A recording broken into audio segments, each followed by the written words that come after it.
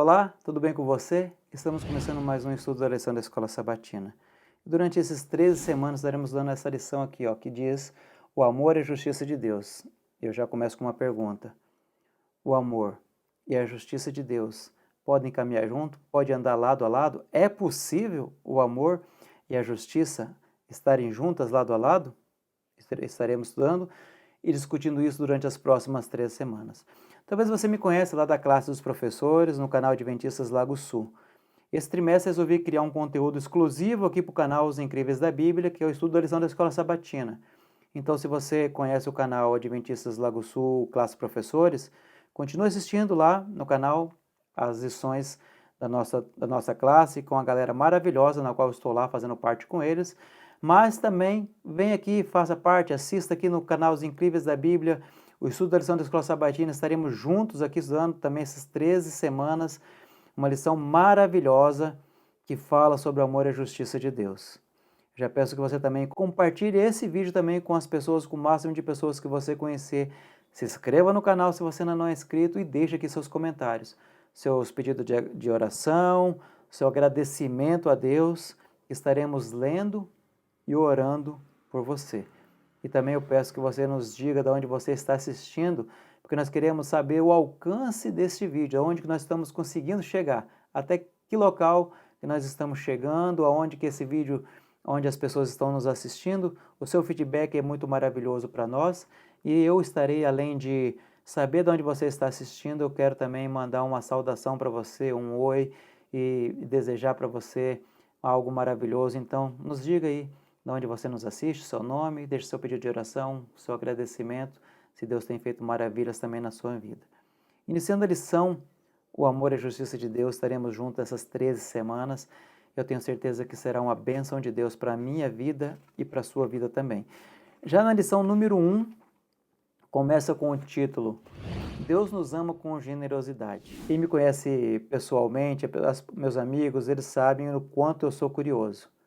E aí, como eu sou muito curioso, eu sei o que é generosidade, eu sei o que é uma pessoa generosa, mas eu queria ter certeza. Antes de falar, eu falei, eu preciso ter certeza, então eu vou dar uma pesquisada.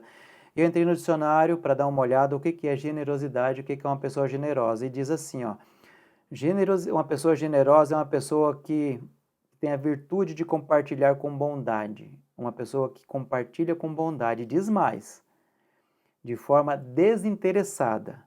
E tem mais ainda, e sem esperar nada em troca. E eu já falei, isso é quase impossível para nós seres humanos.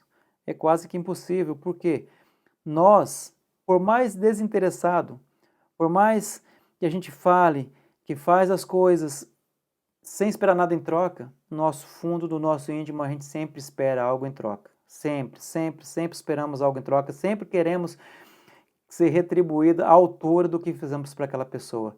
E quando fazemos algo que não somos correspondidos à altura, muitas vezes ficamos tristes, chateados e até jogamos na cara de algumas pessoas dizendo assim, olha, eu fiz isso por você e você não me correspondeu à altura. Somos seres humanos, isso é comum na minha vida, na sua vida, então não fique preocupado. Já que na parte de sábado, começa contando um pouco da história de Pedro. Nós conhecemos a história de Pedro, né? Antes da morte de Jesus, Jesus já havia predito que Pedro o negaria 3 vezes. E Pedro assim o fez, negou Jesus 3 vezes. Agora, depois da sua ressurreição, Jesus estava novamente com Pedro. E Jesus pergunta para Pedro assim, Pedro, você me ama mais do que os outros me amam? E Pedro responde, claro, Senhor, você sabe que eu te amo. E Jesus diz o que para Pedro? Apacente os meus cordeiros. Mas novamente Jesus pergunta, Pedro, você me ama? E o Pedro diz, sim, Senhor, sabe que eu o amo. Você sabe. E o que Jesus responde para Pedro pela segunda vez? Pastorei as minhas ovelhas. E pela terceira vez, Jesus pergunta para Pedro, Pedro, você me ama? Olha, e Pedro aqui já diz assim, Pedro ficou um pouco triste porque Jesus havia perguntado pela terceira vez, você me ama? Então Pedro respondeu, o Senhor sabe todas as coisas, sabe que eu o amo. E Jesus disse, apacenta as minhas ovelhas. Assim como Pedro negou Jesus 3 vezes, Jesus também queria ouvir de Pedro 3 vezes que ele o amava. Jesus precisava disso? Jesus precisava ouvir da boca de Pedro? Ele não precisava, porque Jesus sabe de tudo. Jesus sabe de todas as coisas. Ele sabe no nosso maior, mais íntimo do nosso ser. Ele sabe se você o ama, se você não ama. Mas às vezes, ele quer ouvir de você. Às vezes ele quer ouvir que você o ama. Isso acontece até conosco. Às vezes você tem uma pessoa que você sabe que o ama, às vezes um filho, um cônjuge, uma pessoa, alguém da sua família, mas às vezes você quer ouvir da própria boca daquela pessoa que aquela pessoa te ama. E Jesus queria ouvir dessa vez da boca de Pedro. E assim Jesus também muitas vezes quer ouvir de mim e de você. Então, estamos preparados para dizer que nós amamos a Jesus verdadeiramente? Porque é muito fácil você falar que ama da boca para fora, mas verdadeiramente você o ama? Você faz coisas que para corresponder a esse amor de Deus? Já que na parte de domingo iniciamos dizendo assim, ó, superando as expectativas razoáveis. Aqui vem contando um pouco da história do povo de Israel. Todos nós conhecemos a história do povo de Israel. O povo de Israel era um povo escravo do Egito, estava lá no Egito como escravo, e Deus foi para tirar eles do Egito para que eles pudessem ir para uma terra prometida, uma terra onde manjava leite e mel. Então Deus os tira daquela escravidão. E durante toda a sua trajetória, toda a sua peregrinação no deserto, aquele povo foram vendo os milagres de Deus. Deus abriu o mar vermelho, Deus fez a sombra com a nuvem para eles, Deus deu a comida para eles, providenciou o maná para que eles pudessem comer, para que eles pudessem se alimentar durante essa jornada no deserto. E olha o que acontece com esse povo. Esse povo se esquece do amor de Deus.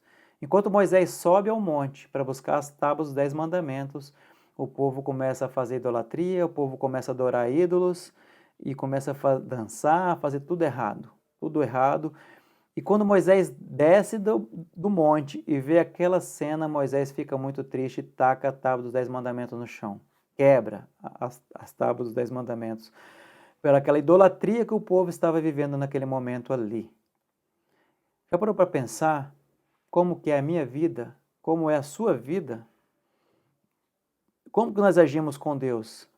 Ah, mas aquele povo ali de Israel, eu não acredito que eles fizeram aquilo, porque eles estavam vendo Jesus o tempo todo, eles estavam vendo a nuvem acompanhar, estavam vendo o maná aparecer, a água surgir. E agora, eles fazendo aquilo ali, a gente às vezes fala assim, onde eles estavam com a cabeça? Mas e nós? Você já parou para pensar na sua vida, na minha vida? Como que nós agimos, o que nós fazemos? Às vezes somos igual o povo de Israel, nós não vemos Deus hoje, mas nós sabemos que Deus está ali. Vemos ainda alguns milagres acontecer, não como eles viam naquela época, mas vemos algumas coisas. E como nós agimos com Deus? Como que é que nós estamos agindo e frente a esse amor que Deus nos mostra e que Deus nos oferece? Aqui já na parte de segunda-feira, vem falando assim sobre o amor não correspondido. Aqui conta a história de Oséias e da mulher infiel, a mulher adúltera, né? Oséias, ainda essa história aqui ocorre durante o período do povo de Israel. Ali, mais especificamente, quando era dividido entre o reino do sul e o reino do norte. O reino do sul era Judá e o reino do norte era o povo de Israel, e Oséias estava ali inserido no reino do norte. Oséias casou com uma mulher adúltera, uma mulher infiel, e mesmo Oséias amando de verdade, mesmo Oséias sendo uma pessoa fiel à esposa, a esposa adulterava, a esposa o traía, fazia coisas horríveis, e Oséias ainda assim continuava amando a sua esposa. Por incrível que pareça, nós somos a mulher adúltera, e Oséias é Deus, se a gente fosse fazer uma comparação. Mesmo nós, mesmo Deus nos amando genuinamente, generosamente, nós o traímos, nós fazemos coisas erradas, mas Deus continua nos amando e nós não merecemos o amor de Deus, mas mesmo assim Deus continua nos amando. Quando a gente lê essa história aqui de Oséias e da sua esposa, a gente fala, gente, como que Oséias continuou casado com essa mulher? Por que que não largou logo dela? Por que que não expulsou ela, não fez algo de errado? Mas nós fazemos a mesma coisa com Deus. Por isso o título diz, amor não correspondido. Porque Deus nos ama de verdade, mas nós não correspondemos à altura de Deus. Nós não correspondemos ao amor de Deus da forma como deveríamos corresponder. Essa é a mais pura verdade. Já que na parte de terça-feira, diz assim, ó, amor concedido livremente. Aqui já é o contrário. Deus, ele não nos ama pelo que nós fazemos. O amor de Deus não é baseado em troca. Mesmo depois da rebelião do povo de Israel, Deus nunca deixou de amá-los. Deus ainda assim o amava, mesmo depois de tudo o que eles fizeram. Deus, diz aqui na lição assim, ó, o Senhor não precisa de nós, Deus não carece de nada, o amor de Deus por você e por mim é completamente espontâneo e voluntário. É porque Deus quer realmente me amar. Ele não precisava de mim e de você. Imagina se Deus nos amasse apenas pelo que nós fazemos. É uma pergunta que eu te faço. Se Deus nos amasse apenas pelo que você faz hoje, como que seria? Você acha que você teria o amor de Deus? Se Deus precisasse do seu amor para que Ele pudesse te amar? Se você precisasse mostrar a Deus o seu amor para Deus pudesse te devolver o amor dele em troca, você teria amor? Eu acho que não. Diz aqui no finalzinho da lição assim, ó, Deus não apenas criou este mundo com sua própria vontade, como um ato de seu amor generoso, mas também continua a amar voluntariamente os seres humanos, mesmo depois da queda da humanidade no Éden, e mesmo depois que todos pecaram individualmente. Deus ainda assim nos ama e o amor dele por nós é concedido livremente. Ele não precisa de mim, ele não precisa de você, ele não precisa do nosso amor. E mesmo assim, ele nos ama, ele nos concede seu amor incondicional. Sempre que você precisar, Deus estará aí para te dar o amor dele e a sua compaixão também. Já na parte de quarta-feira diz assim, muitos são chamados, mas poucos são escolhidos. Aqui vem trazendo uma representação da parábola de Jesus, onde Jesus fala sobre o banquete do casamento. E aqui o rei representa Deus e o banquete simboliza a salvação, ou seja, o rei preparou uma festa, um banquete e chama os convidados. E aqueles convidados rejeitam este convite. Quem é o rei? Deus. Quem é o banquete? A salvação. E os convidados iniciais são aqueles que rejeitam o convite, são a mensagem de Deus, ou seja, quando a mensagem chega a nós rejeitamos essa mensagem, é aquelas pessoas que estavam rejeitando o convite para o banquete do rei.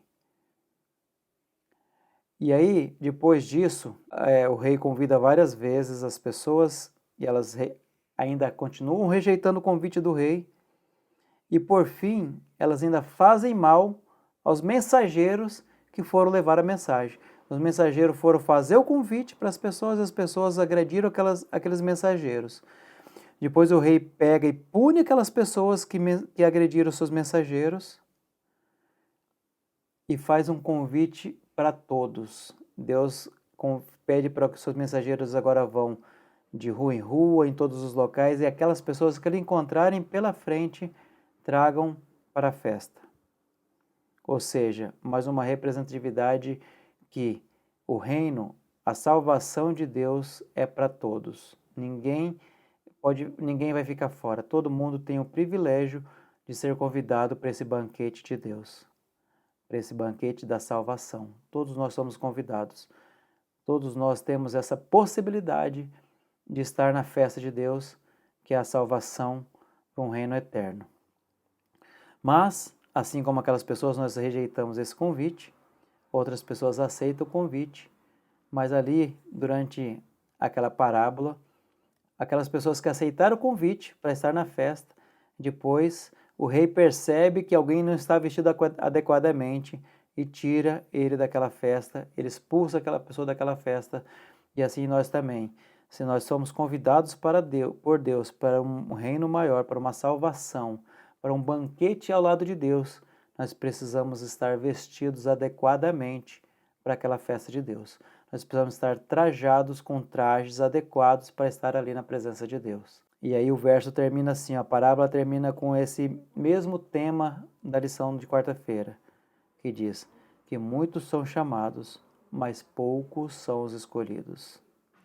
E a lição ainda termina aqui dizendo assim, ó, os escolhidos são os que aceitam o convite. Para os que amam a Deus, Ele preparou coisas mais maravilhosas do que nós imaginamos. Ou seja, se você ama realmente a Deus, Deus preparou coisas muito mais do que você imagina.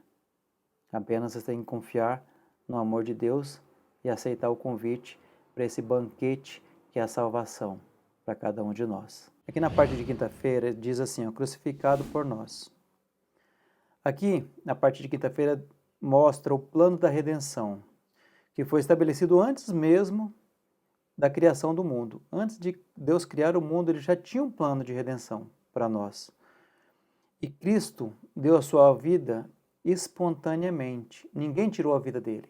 Ele se ofereceu. Ele deu a sua vida por nós, para que nós possamos ser salvos. Mas aqui na lição diz que, pouco antes da crucificação, Cristo lamentou, declarando que queria reunir os seus filhos, mas eles não quiseram. Ou seja, Deus, todos nós sabemos que o nosso único caminho era a morte. Quando o pecado entrou neste mundo, nós estávamos preditos a morrer. O nosso caminho seria a morte, não teria outro. Mas Cristo veio aqui, neste mundo, para morrer por mim e por você. E o mais interessante de tudo isso é que ele não veio só para morrer. Ele chegou aqui na hora de morrer e pronto, morreu. Não, ele veio antes, ele veio como criança, passou aqui como adolescente, passou aqui como jovem, passou aqui como adulto, até chegar a hora da sua morte, para mostrar para nós que é possível você viver uma vida de amor, de compaixão, sem pecados, de entrega. Ele veio aqui e mostrou, deu o exemplo dele para nós e no seu final ele teve uma morte que é horrível, né? Uma morte horrível. Ali os pregos entrando nas suas mãos, sendo crucificado, sem ter nenhum pecado. Mas por que ele fez isso? Por mim e por você, para que nós possamos ter a vida eterna. Ou seja, ele está nos convidando a algo maior. Ele está convidando para uma vida eterna. Mas agora nós precisamos o quê? Aceitar. Ele já fez a maior parte, quer morrer por mim e morrer por você. Mas você está aceitando hoje o convite de Deus? Você está aceitando esse sacrifício dele na cruz?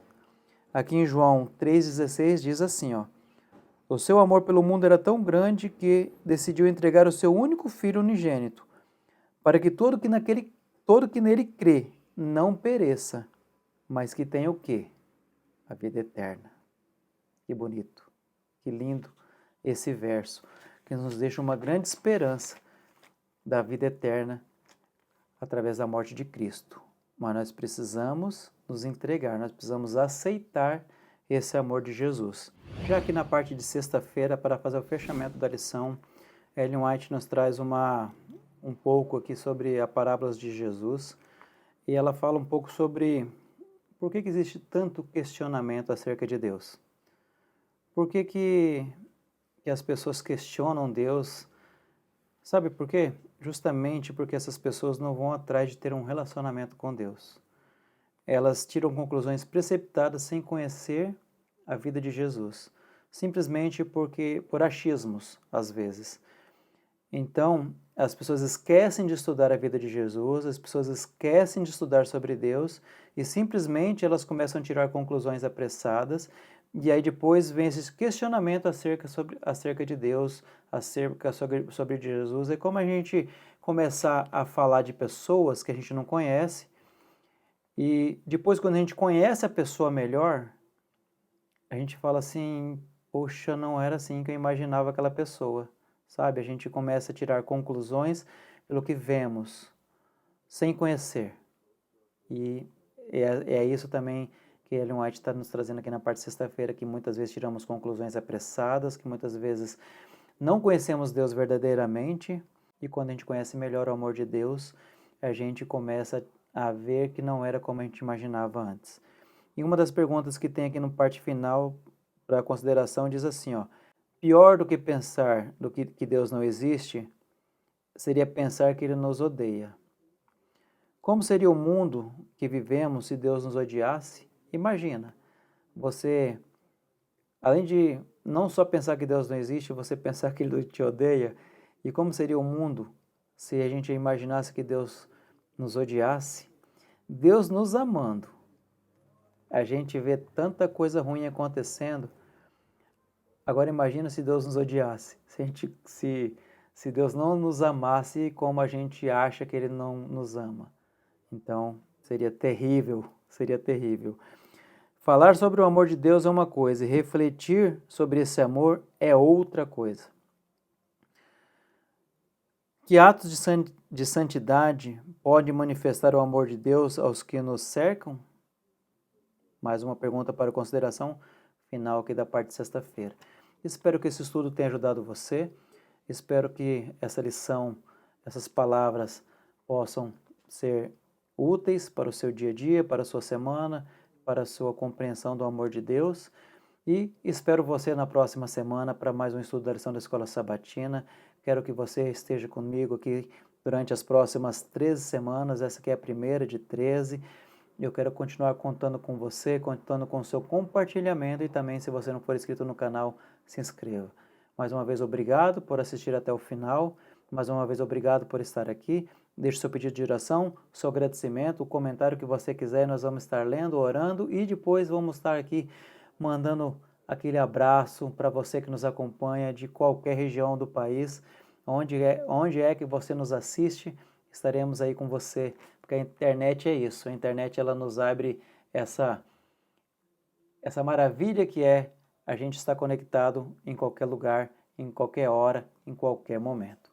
Um grande abraço para você e fique com Deus. Até mais. Obrigado pela sua companhia.